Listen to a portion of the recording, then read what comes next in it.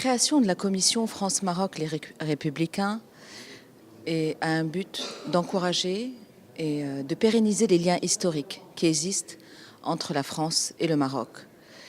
À travers cette commission, nous avons trois objectifs essentiels, qui sont, le premier, signer des conventions de partenariat entre le parti Les Républicains et des partis marocains de même sensibilité.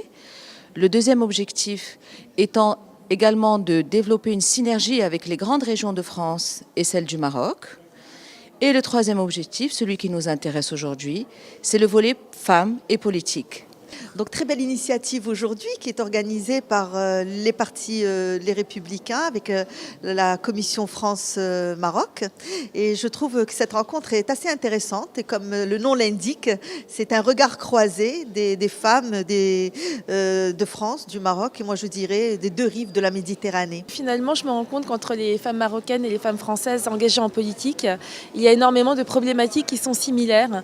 Donc parfois on croit qu'il y a entre guillemets plus de liberté en France qu'au Maroc et inversement. Et en fait c'est faux, je pense qu'on est à peu près, sur pas mal d'aspects en tous les cas, on rencontre des difficultés qui sont similaires. En même temps, il y a un élan de nouvelles générations de femmes pour s'engager qui est particulièrement rassurant. Une femme, avant qu'elle arrive dans la sphère politique, il faut absolument qu'elle soit visible auparavant, donc elle doit être déjà engagée pour avoir une certaine légitimité. Donc elle peut être engagée sur le plan associatif, engagée sur le plan économique, comme ça lui donne une légitimité quand elle arrive à la sphère politique.